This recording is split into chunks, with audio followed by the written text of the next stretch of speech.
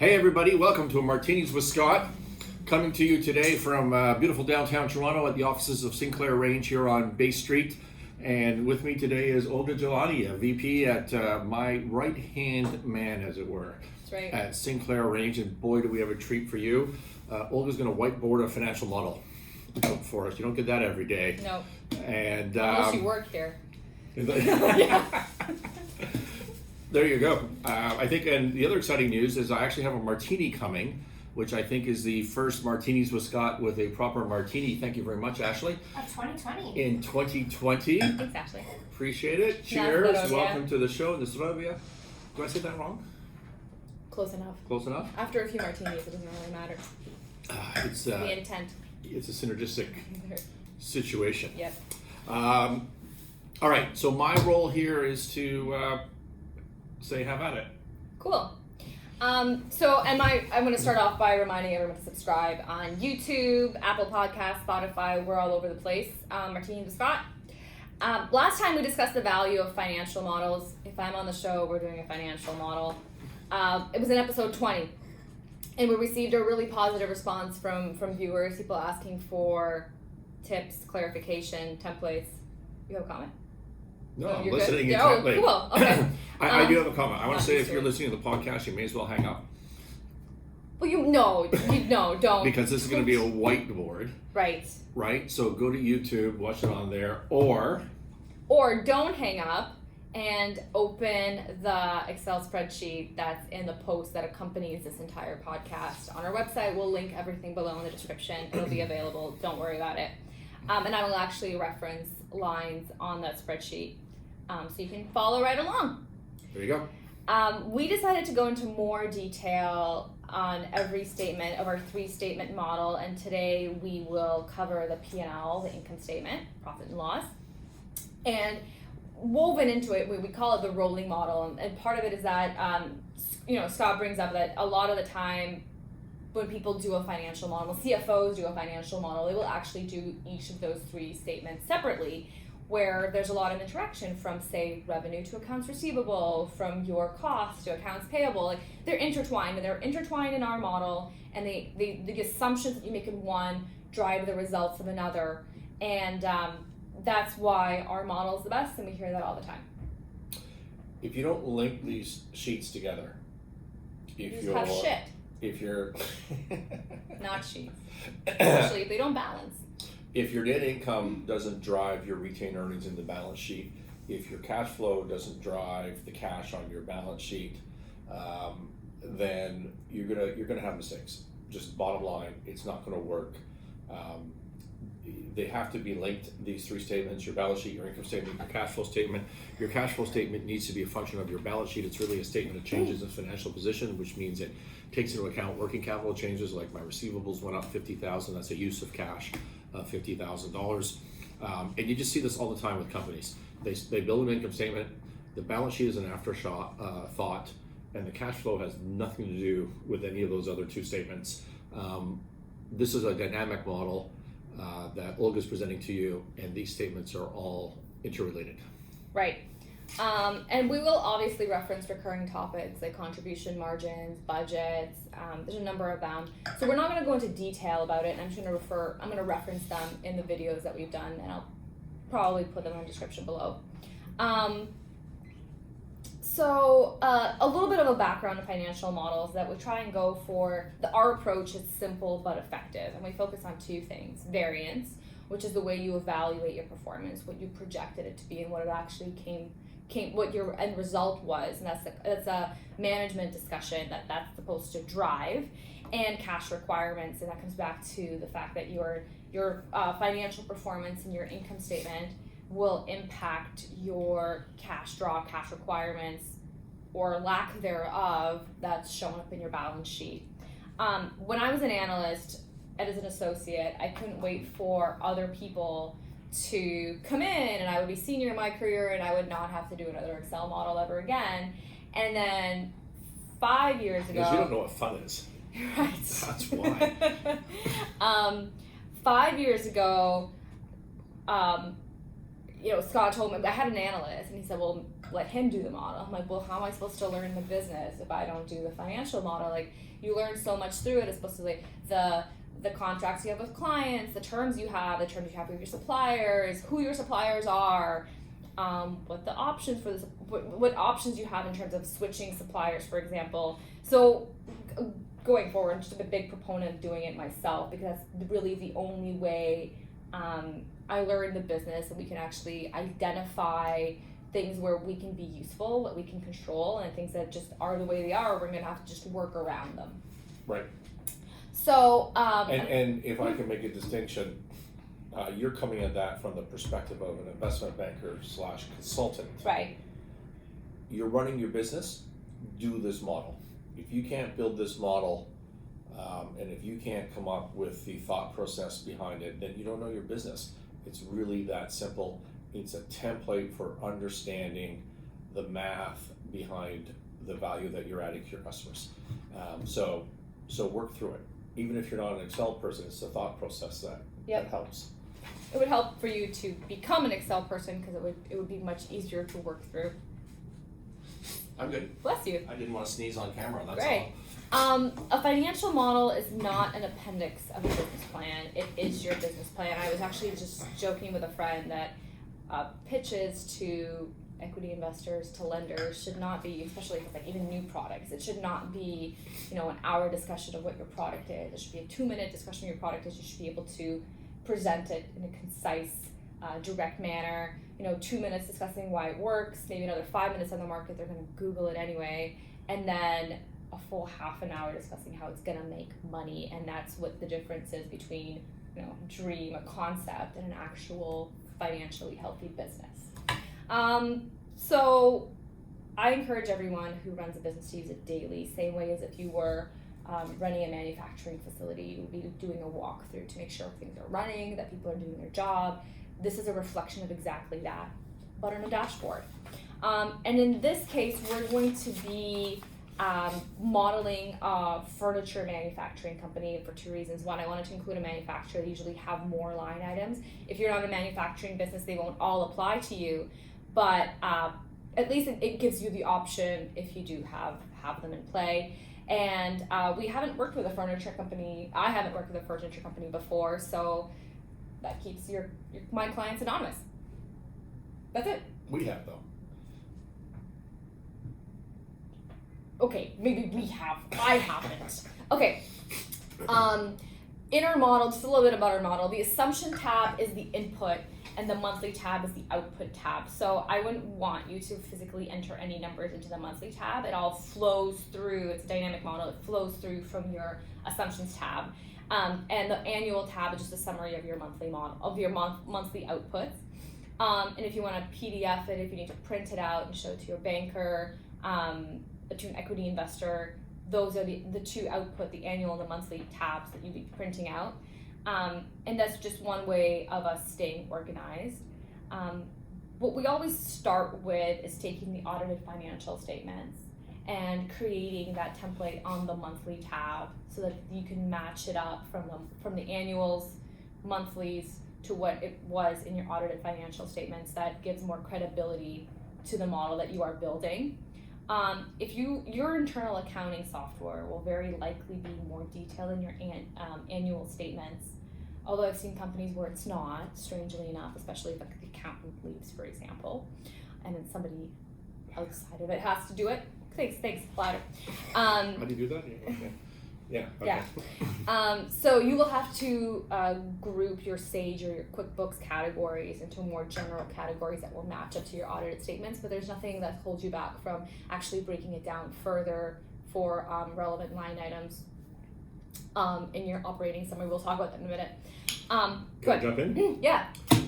So look, this model and the thinking behind it is for you as an owner, manager, investor, director, whatever you are in this business, but you're also going to use the model or some derivation of that model to send to other stakeholders. Let's pick on your banker.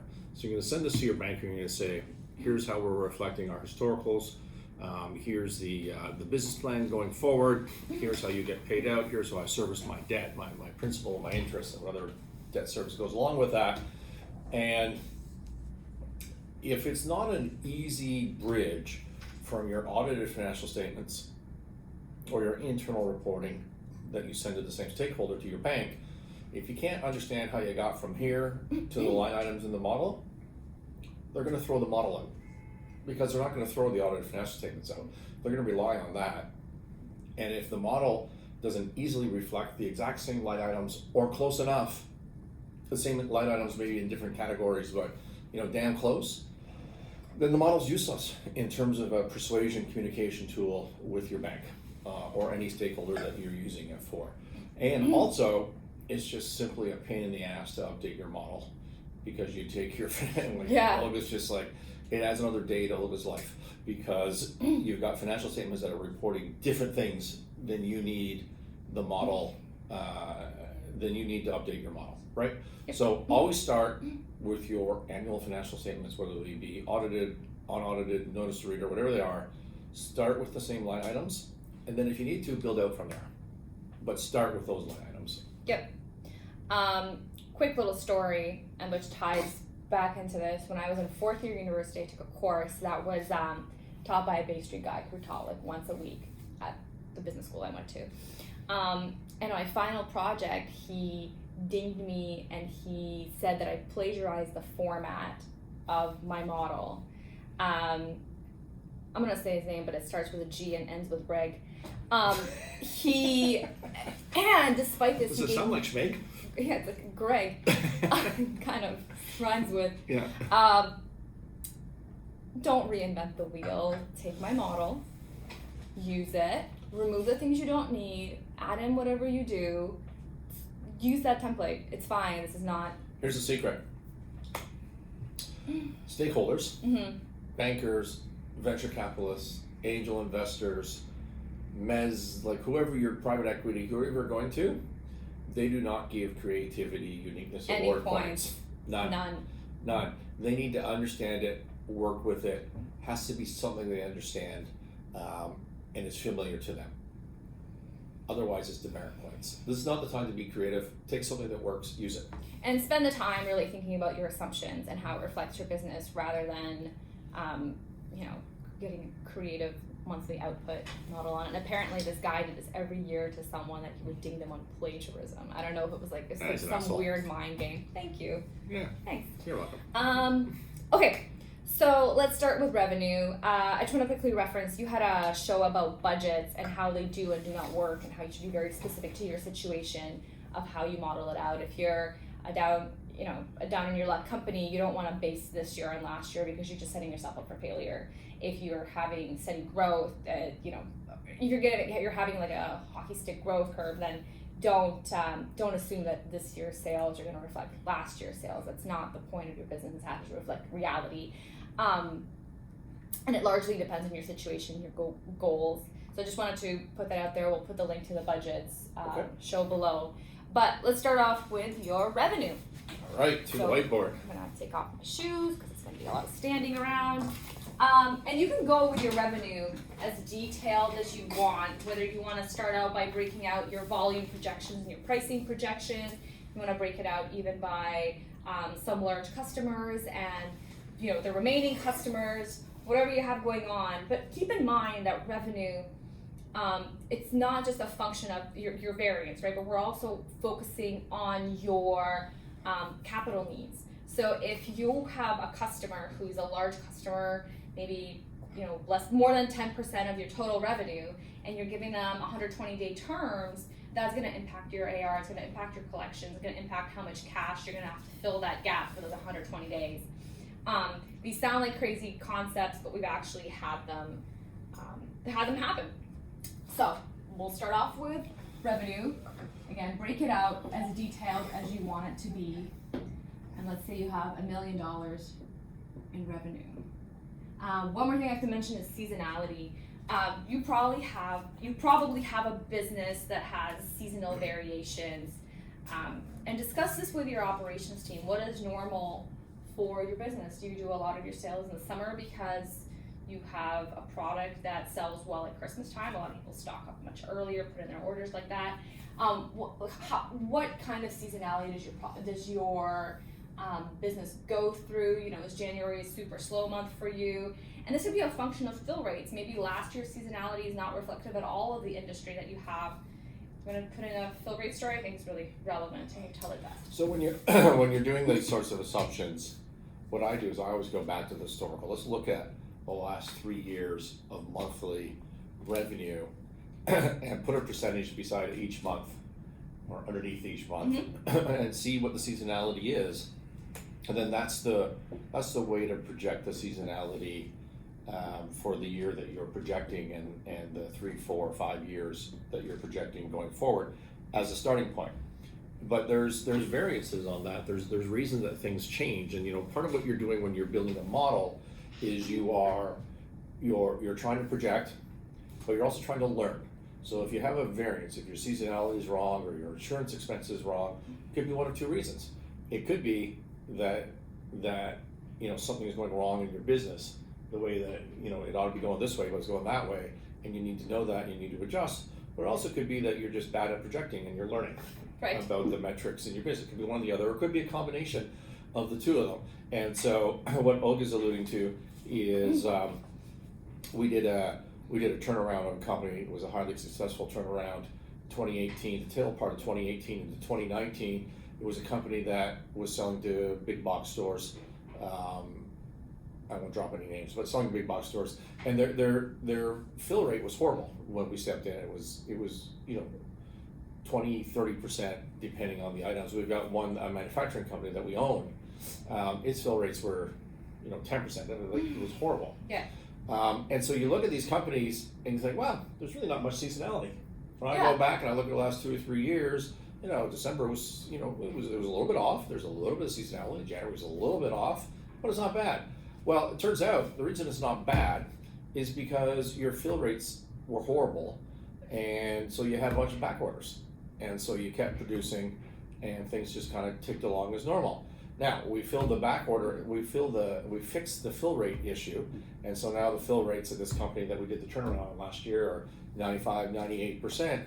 Well, there is no back order list, there is no fill rate problem, and all of a sudden there's nothing to do in December. There's nothing to do in January, and I didn't project that properly because I didn't think through that issue. And so out of my two options, is this a managerial issue or did I suck at projecting? Well, that was the latter in this particular case. But always start with historical and make amendments from there. Great. So we have our gross revenue. Just put a G here. Then you have your discounts, and those are discounts, say early pay discounts or volume discounts on average or freight discounts if they put in their own, they pay their own, your customer pays their own.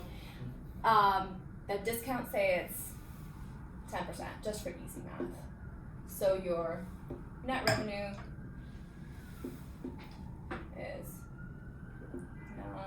900,000 for January. I put in a little bit of seasonality here for February and March. This is the second time we shot this show because we had technical problems, which means that first of all I had another martini before this. Right. That's the first consequence. That's enough. Yeah. Maybe the most important to you soon.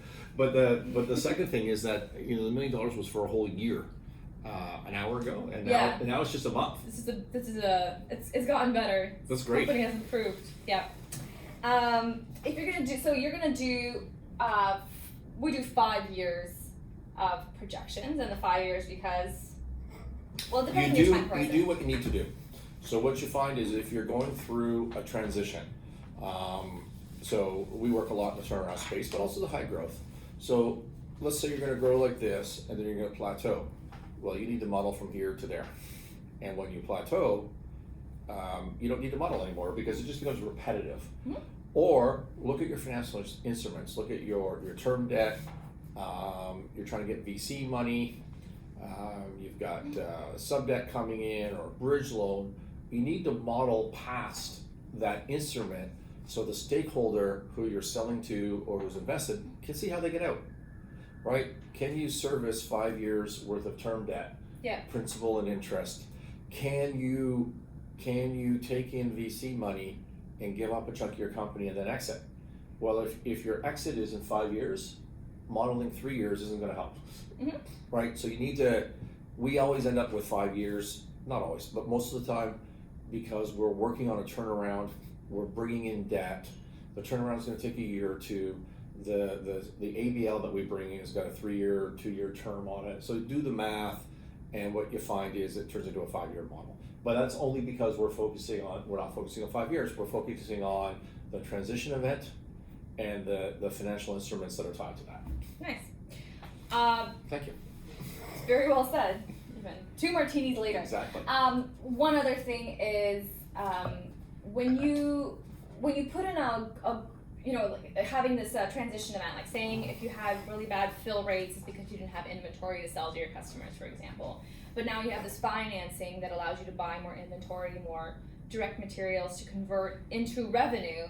It makes sense that that you can't just project 5% growth if you had really bad year last year, if you have this transition event. What you're communicating to your lender is that with your funding, I will be able to buy inventory and grow revenue significantly more. That is your turnaround plan. Like that's part of it. Like it has to be consistent what you're communicating. So we got your net revenue. Let's go on to cost of goods sold, and that is made up of direct materials, direct labor, direct overhead, freight, and indirect overhead. And most of these are a function of, I know I was going to do that. Yeah. Perfect. Just turning it. Is that better? Yeah, I like that. Those are a function of revenue. There's a percentage of revenue. So for direct materials, raw materials, net of discounts that you would receive for early pay, for volume, for whatever your terms are. So let's just do that. So let's say your direct materials, and let's say that's 10%, let's do it, of gross revenue. That's good. Then we have direct labor, which is your hands-on production, the people who actually work in our furniture plant for this company that we're modeling out. And I like to break out the benefits if you have any temporary labor. Again, we're going detailed but not overbearing, but so you have enough ability to make decisions if you need to, if those categories apply to you. So a lot of the time, direct labor might be a fixed cost. We discussed this the last time we tried to do this. Which you're not hearing, so that's not relevant. Yeah, that's fine. It should be done as a percentage of revenue, but obviously say, oh no, my DM is probably around 50%. Sorry about that. If direct labor, you hire your labor, you're obviously not paying them per chair or per table made. Either on payroll, they're receiving their salary on a regular basis despite what your revenue might be. And we see this a lot. People don't make any adjustments. Their revenue might half what it was a year ago, and they still have all their staff on hand. And that was kind of... You know what? I did a show... But KPIs, firing and hiring people, yeah. Yeah, on contribution margin as well. Well, on fixed cost, I didn't do a show on contribution as much as fixed cost, variable costs. I forget what the show was, but I remember having this discussion. And you just don't get too hung up on this. Don't get hung up on whether something's fixed or variable, because the truth is nothing's truly variable and nothing's truly fixed, right? So direct labor is an excellent example that I hadn't thought about before Olga brought it up, but in her example, is the direct labor in this whiteboard $100,000, and is it going to be $100,000 more or less every period, every month, or is it 10% of revenue? I like to do it most of the time on a percentage basis, because if it starts becoming 12, 13, 15% of revenue in this company, this highly automated company's manufacturing process, then I get to see, hey, things are going off. But the truth is, I could put in 110,000 instead of 100, 120,000 instead of 100. Right. I would see the same variance. Right. At the end of the day.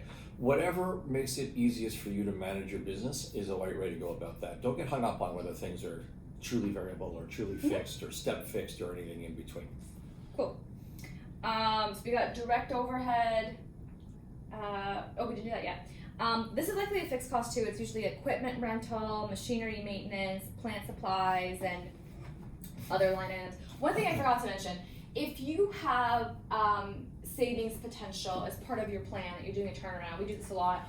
Say if we install a new piece of equipment in March, we can bring our direct materials down by $20,000 because we reduce waste. that we can reduce our direct labor because it's more automated by, say, another percentage point. Just a technical tip. Put it in as its own separate line on the direct materials, direct labor, direct overhead, whatever it applies to, and then you can actually schedule out those savings opposed to trying to muddle them back into the formula you already have, and it's easier to adjust if your plans change. So the next point is freight. Your shipping, assuming it's not being paid by your client. Same percentage of revenue, and that makes sense. If you're shipping out product, you're probably selling it. It should be somewhat consistent. If that number climbs up, and we see this happen a lot because people are very loyal or maybe just lazy to look for alternatives, alternative suppliers, that number might go up while your revenue goes down. Given the state of affairs, if this applies to you, tariffs like in Canada with Canadian businesses, selling out goods with Chinese components, tariffs are a big deal for us. If that matters to you, make tariffs. A lot of freight companies will actually pay it for you and break it out on your invoice. So if you can, break it out in your model, and so you can just track that going forward. That might actually impact your supply decisions, or might not.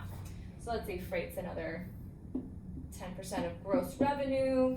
So we got, and indirect overhead, which is your indirect labor and benefits, things like uniform rentals and, say, storage costs. So we got indirect overhead, and that's another, I'm just going to do easy numbers, another $50,000. So what are we at? So 70% of $1 million, so it's 300,000. 850. Less 150, yeah, 850. So we got 150 as your.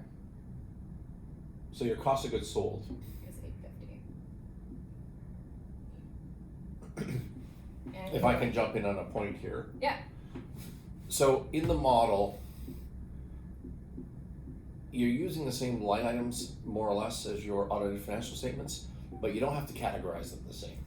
And the reason is because in GAAP, in IFRS reporting, whatever your GAAP is, whatever your jurisdiction is in the world, often what accountants are doing in a manufacturing entity is they're fully absorbing all costs that are relevant to the manufacturing process into the cost of goods sold. So for example, depreciation and amortization on the highly automated machinery in the accounting statement would go into your cost of goods sold. We're wiping this off already? Yeah, because I just want to. Okay. Sorry. Yeah. Into the cost of goods sold, and we don't do that in a model because it's not helpful from managerial from a managerial perspective, and also because the model ends up with cash flow, it ends up with EBITDA, valuation metrics, which I think Olga's going to get to later if our test run of this shows any indication of that. So. I will. Oh, you will. So we don't do that. You'll see in the template that we focus on the direct materials, direct labor, direct overhead, some variable things like freight, and limited indirect overhead, and that's it. We're not absorbing everything else into that equation. Right. So your gross margin for the model is different than your gross margin for financial statements, and it's more useful in the model. Cool. So we have our gross margin of 150K. I'm using inappropriate shorthand for this, but it's fine. Then we go on to sales and marketing. Commission is a variable cost, but it usually goes in here. So we have our commission, advertising, dues and subscriptions, travel and meals, and I always have a miscellaneous category for most of these, just to kind of even have your contingency if you're going to budget this out. You want to talk about contribution margin at this point, or no? We're good? That's going backwards at this point. Okay, that's fine. So, and then we want to, let's just say we give you another 50,000, which includes commissions to your sales and marketing, and then your general and administrative would include salaries and benefits of your administrative staff, insurance, occupancy, which would include your rent, utilities, repairs and maintenance, professional fees, legal and accounting, human resources costs like severance, recruiting and training, information technology systems maintenance, for example, or if you have someone in-house, office expenses like stationaries, couriers, supplies, printer, ink, what have you. Bad debts, automotive expenses like car rentals or leases, safety and security if you have somebody keeping your warehouse or your facility safe, any sort of surveillance, and then your miscellaneous and other, which is your contingency. Let's give another $50,000 for that. Other operating expenses, the foreign exchange loss often comes up on this.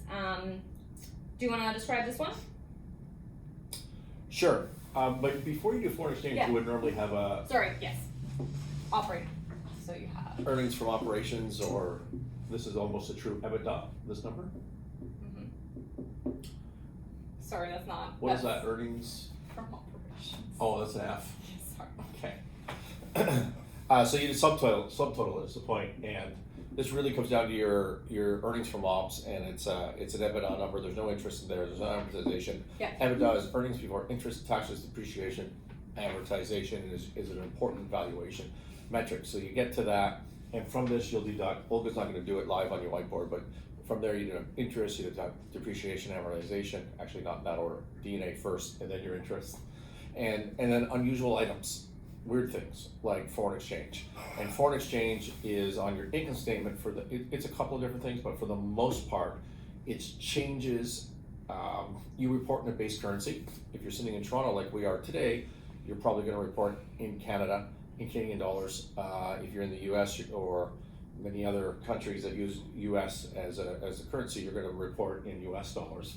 And but if you have multiple currencies on your balance sheet, like let's say you sell our furniture products in Canada, that's a Canadian invoice. You sell it to the US, it's an American invoice. You sell it in Mexico in their currency, and you sell it in pesos. You sell it overseas. How you build the wall. You sell it overseas, but still in US dollars, right? So you get this mix of currencies on your balance sheet, and every month the accountant's got to put the current exchange rate to bring that all back to Canadian dollars. Okay, and when you bring it back, what's the other side of that entry? Right. So if they put it to value today to the current exchange rate as a debit, well, you got to put your credit somewhere, and where you put your credit is in that FX line on the income statement. And that's what it is for the most part. It's impossible to project. Yeah. It's not useful information. It's nice to know that you got wiped out because the CAD dropped this year.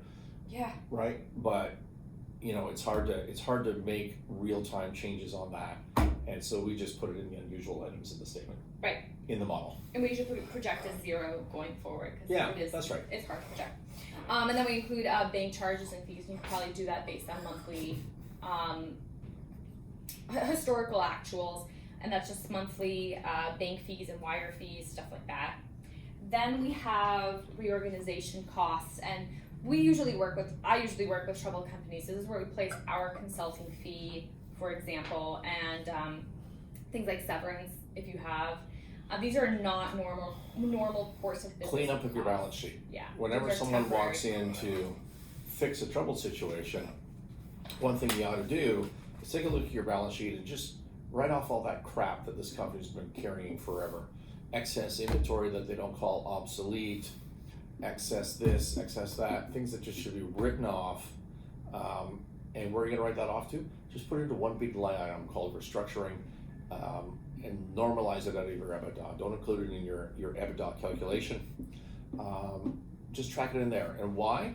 Because 3 years from now, 5 years from now, when you're trying to sell your business, refinance your business, you want a pure recording of earnings from operations, not influenced negatively or positively by unusual stuff that occurred during the transition.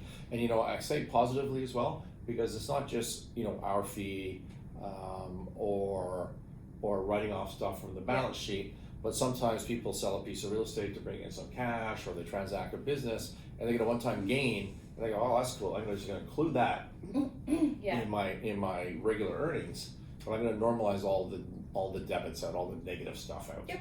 And that's obviously deceiving, and you shouldn't be doing that either. So this next item probably might show up if you're a manufacturing business. Product claims and inventory write-downs. It will show up probably in your actuals, hopefully not regularly, but we never project this going forward, and that's just inventory that's deemed unsellable. So if you're a furniture maker, broken wood, for example, or stained upholstery material. So that's a 0 in terms of a projection. Future and income taxes, and this is my least favorite part to explain, mostly because I work with troubled companies. They don't have any taxes to pay, so there's no earnings. Ultimately, I've set it up for you in the schedule that we include with a model that we have in the Excel, and all you really have to populate are 2 fields, just a projection. This is not going to be the actual tax that the IRS or the CRA will make you pay. It's your corporate tax rate, which is your federal tax rate, plus your state or provincial tax rate, and your opening tax losses, which you can probably find on your audited financial statements or ask your accountant. And remember, the income tax charge that goes on your P&L is not the taxes you're paying. So you have to model out separately. So you start with taxable income, so you get net income adjusted to taxable income, apply your marginal tax rate for the jurisdiction that you're in, sheltered by losses equals your charge for the year. But let's say you have $3,000 in taxes to pay. There's, that's your charge for the month, but you're not paying that. Like if this were January in Canada, and there was $3,000 that went on your income statement today, that would be paid in March of 2021.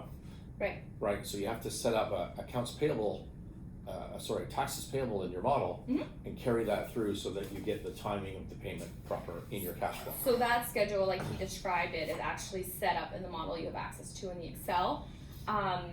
We set it up when we were working a couple of years ago on, I'm not going to say the industry, we were working on a company and they were actually profitable and they did pay taxes. And we got a model from the CFO. We got our model back from the CFO, and I'm like, why is there no tax schedule? And Scott's like, because he's lazy and you should just do it yourself. And that since then, somebody took the time to explain it to me and it made sense, and it's in the model. Was that someone me? It was Kate. Okay. And the next line item is the interest. That's the interest on your debt, which is a function of your balance sheet items. We won't get into on this episode, but on the next one we're going to talk about balance sheet, but that's just how it actually links back to your capital structure, which is why those are not independent statements.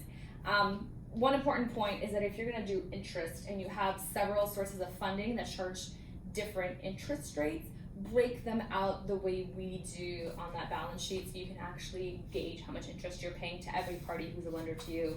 And oftentimes I find that there's more than one, many more than one. And there you have your net income. Yes, go, please. The model's used by your stakeholders. We said your bank. What's your bank looking for? Well, they want to know that you've got a plan. They want to know you're profitable. They want to know that the variances aren't too large. You know where things are going. But what they're really looking for is, can you pay the debt service? Can you pay their interest? Can you pay the principal? Are they going to get their money back? You need to, in the assumptions, as Olga just said, model out separately every financial instrument and the interest that goes along with that. And then when we do the balance sheet piece of this podcast and model later, what the model will automatically do is it'll start paying down or ramping up these debt instruments, so you know that you run out of money or you've got a bunch of availability, and the interest will automatically go up or down accordingly. So we had our net income, that was 0, if you were following along. So let's migrate to the monthly tab, and again, this is an operator's model, so we need to know EBITDA and normalized EBITDA, which is EBITDA adjusted for one-time items. And EBITDA is exactly what it stands for. It's earnings before interest, taxes, depreciation, amortization. And what's really important about this and why everyone gravitates back to it is that it's figure neutral to the circumstances of the business. It neutralizes the capital structure, which would impact the interest rate. If you're 100% equity, you're not paying any interest. Taxes, which is a function of your jurisdiction, as well as the capital intensity of your business, your depreciation and amortization of your intellectual property, your property, plant, and equipment, your physical assets, which makes your company comparable to others within your sector that might be in different states, different countries, have different access to different lenders or equity investors, and have different capital need requirements, but it also transcends industries that you actually can, as an investor, compare companies, to an extent, companies in different industries and their earnings. Awesome. Cool, thanks. I got way more enthusiastic feedback on the last time we did it. Well, I It's already not know as you've impressive. nailed it now. Thanks. Okay, so here's so you've nailed that theoretically. Yeah. That's exactly what it is. I think I did a show once, and we'll do more again on the same topic. It's helpful to repeat this. Value is always the current value of future cash. Mm-hmm. It's got nothing to do with historical cash. It's how much money from this asset or business or whatever it is that I'm valuing, how much future cash can I put in my pocket expressed in today's dollars. So it's discounted for risk and it's discounted for time. That's what value is. Everything else, every methodology for valuation is a proxy of that. So the pure valuation, therefore, is a discounted cash flow model, right? So you period by period, and you discount it for risk and time.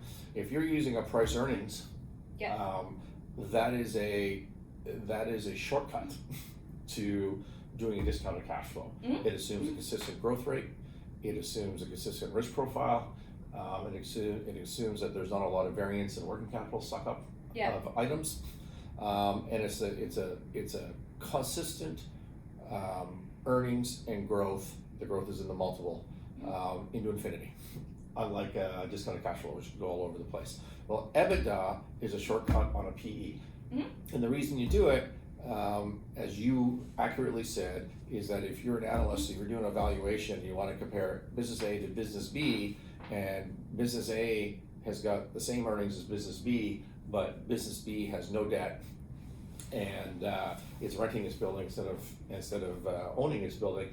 It's a very different business, and EBITDA gets you above that. It focuses on operations and forgets about your capital structure being your assets and your liabilities, and the capital stack that goes along with that. So that's what EBITDA is, but it's Scott's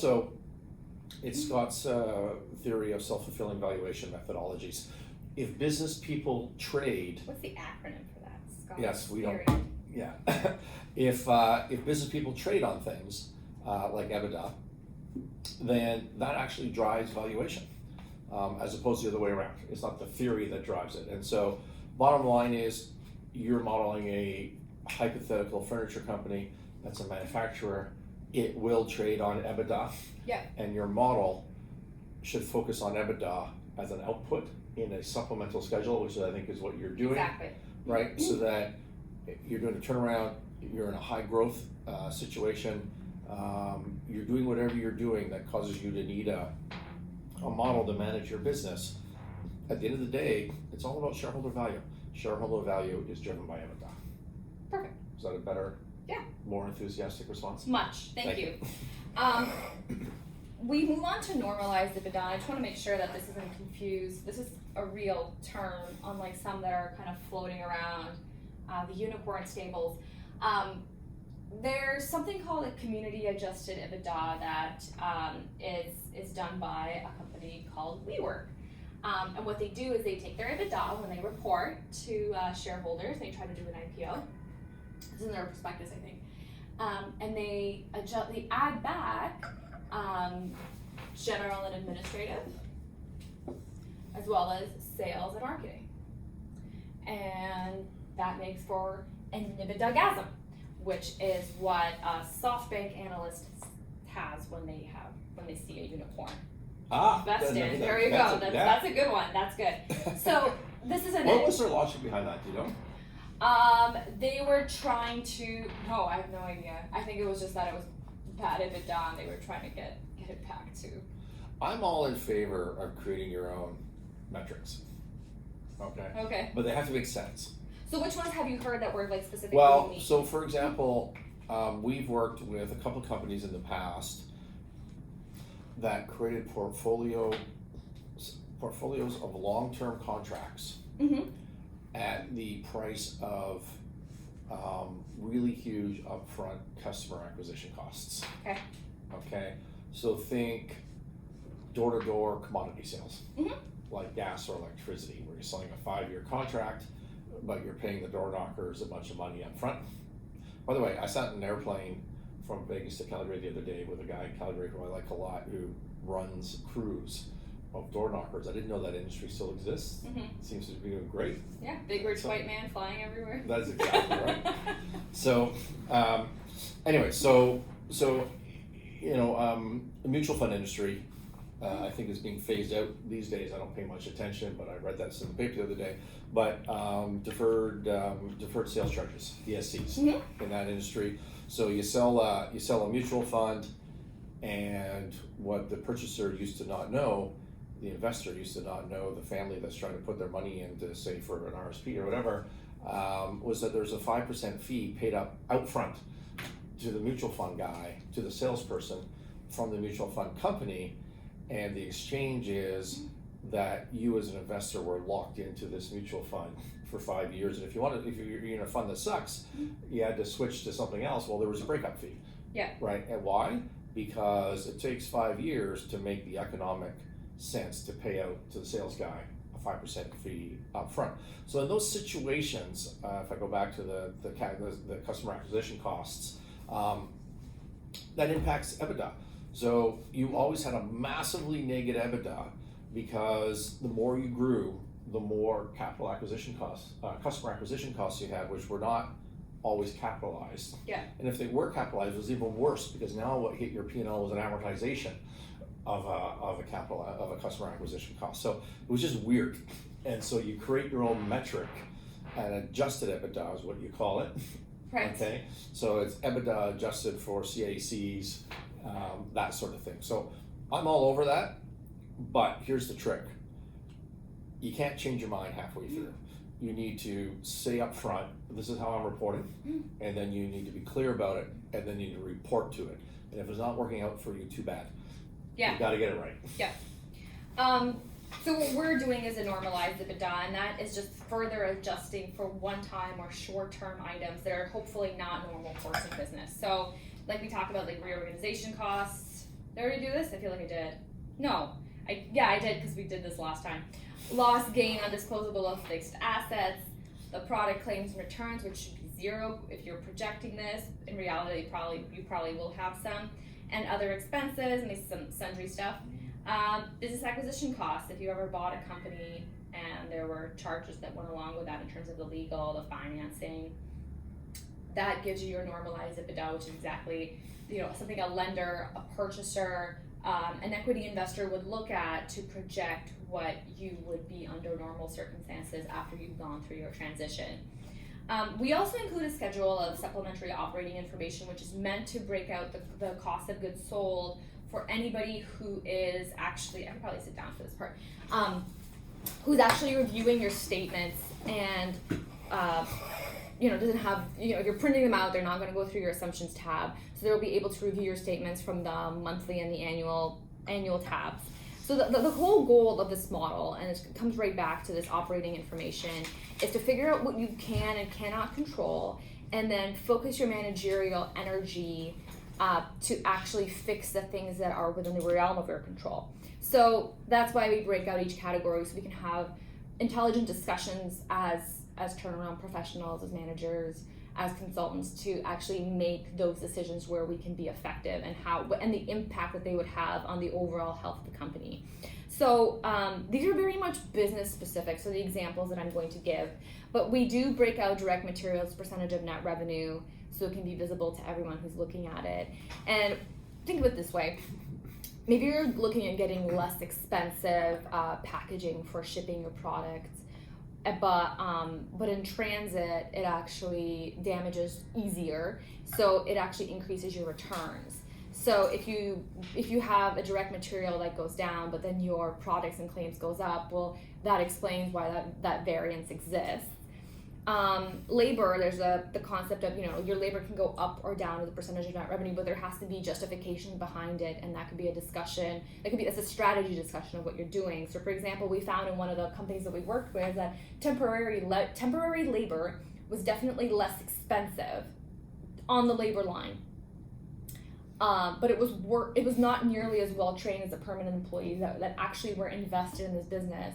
And the wastage of the direct materials, they had perishables, was significant when temporary labor was up and permanent labor was down.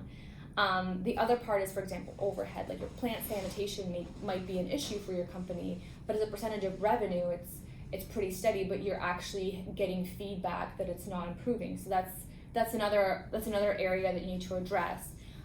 Freight is one that we see all the time. For some reason, there's a very large group of people in North America who are convinced that there's only one freight company that does anything. They never shop around. They never look for alternative suppliers. It's the same with all their suppliers, though. Okay, fair enough. But I think freight's the one I just always sink my teeth into first. Because one of the commonalities of working with a troubled business is that every one of their key suppliers, it's the only person in the world that does that, they'll tell you. Yeah. There's no shopping around. There's no going out for bids. There's no negotiation. There's just, these are the only people that do that. They won't Google anybody. Right. Unless you do it for them. So freight's a big one. So if you regularly see freight going up as a percentage of revenue when it should be relatively steady, there's really no reason why there's an impact right now. There's no shortages, whatever. And in general, looking for suppliers. The one last thing that we want to stress is that track your year-to-date EBITDA. There's obviously going to be kind of, even under restructuring, it's not all just straight line improvements. There's going to be ups and downs, and you're going to be learning your business if you haven't already. You'll be learning new things about it. You're going to be trying out new things, and you'll be able to track things. But it's important to let things and people take the time to be effective. And so that's why we emphasize, tracking year-to-date numbers so that you can actually see the big picture. We talked a lot about turnarounds. This model is not just for turnarounds. Right. It's for anybody. Look, if you're stable month over month and nothing changes, and you're making tons of money, you got lots of cash in the bank, you probably don't need this level of management tool. But if you're going through a transition and you're trying to be efficient, you're trying to make changes, you're trying to change culture, and you're trying to make money and not run out of cash, this is one of the really limited number of tools that is hyper effective, and you need it to make this work. I had a different point when I started that. Okay. I started here, but I ended up there. It was, I don't know, maybe it'll come back to me. Okay, great. So in the next episode, we'll cover the balance sheet. I got it. Great, let's go back to you. Revenue. I want to talk about revenue for a second. You do this model properly, what's going to happen is you're going to end up with 3, 4, 5 key metrics that drive profitability. Like direct materials was a material one on Olga's Whiteboard. Direct labor was smaller but still a material. And you're going to be able to walk around and in your mind, you're going to be able to say, here's the 3 things that are really important, right? If I hit this amount of revenue, I've just got to hit this, I got to get my direct materials at this percentage, I got to get my direct labor at that percentage, I got to keep my overheads to X, and then I'm going to be fine. And that's the key to managing, is to focus on those key areas, and those will spit out of the model, okay? What you do not do is take your revenue, which used to be $1 million a month, and make it $1.5 million a month so that your model works. You do not do that. You do not adjust all of the assumptions in your model to force an EBITDA to a number that you like. You don't do that, okay? The output of the model is a symptom of the assumptions that need to be well thought about. And what you do, so I went to look at a business yesterday. Yeah. Which I alluded to on one of the shows last week. This is an acquisition target. So these guys are doing, let's put a different number on it. They're doing, say, 30 million revenue. It's not what they're doing, I'm just making it up as an example. And they're losing money, okay? 100%, the management team there is thinking, well, I need to grow. I need to grow here. I got to get into the U.S., which means I need to get product size. I need to, I need to buy $6 million in tooling. Again, I'm making up numbers, but I got to grow. What they're not saying is, I've got 30 million in revenue. I'm going to put in my model 25, and I'm gonna make money at 25. I'm going to take a step back on the revenue side, or at least be stable, right? And then I'm going to figure out the rest and where I need to go to make this business work. And I'm taking this way off how to model an income statement, but I think we'll do this in another show. The mindset's really important. If you walk into a stakeholder, a lender, an investor in a transitionary company, and you say, here's the deal, I got a bunch of opportunities, we're going to make a bunch more money because our revenue's going to grow next year, that's a loser, right? If you can say, hey, I'm doing 30, I can make money at 25, here's the evidence, okay, that's a winner. And then I'm going to go to 30 anyways. In fact, I'm going to start building up my cash, I'm going to reinvest it in the business. This is going to be a $50 million business 3 years from now, right? Because I got a sales plan, here's what I'm going to do. But my success isn't tied to that growth. Do you think that the pushback on that analysis would be like, that's a loser mentality, you should at least maintain your customer base? A loser mentality is losing money as a pattern. Okay. I don't see how it's a loser mentality to make money, right? To be stable, take a step back, make positive earnings, and grow from there. Yeah. Right? I think it's an excuse. I think people that say to you, business owners that say to you, management say to you, we're going to grow, we're going to move into this market, we're going to do this and that, the other thing, when they're looking at the black and white evidence of a whole history of losses forever and ever, and they're always out raising the next dollar to feed this beast of losses. And you've seen this over and over. Yeah. In the companies that we've invested in, consulted to. Or just come across. Revenue growth is an excuse to not make money at that level of turnover. Might be. Cool. So that's it for this episode. In the next episode, we'll cover balance sheets. Last time, no one needed any encouragement to reach out to us with questions, but if you do have any, here's the invitation. All our contact information is available on sinclairrange.com. Again, Martine Biscott, feel free to subscribe. YouTube, Apple Podcasts, and I probably said Shopify last time, but I meant Spotify. That's why nobody goes to Spotify, it's because they're all going to Right. Shopify. Thank you everyone for joining us. Martine Biscott, a business show geared towards winning at business for managers, entrepreneurs, directors, stakeholders, anybody in a medium, small business going through transition. That's what we're here for. Please subscribe, as Olga said. And Olga, thank you very much. Thank you. Bye. Bye, everyone.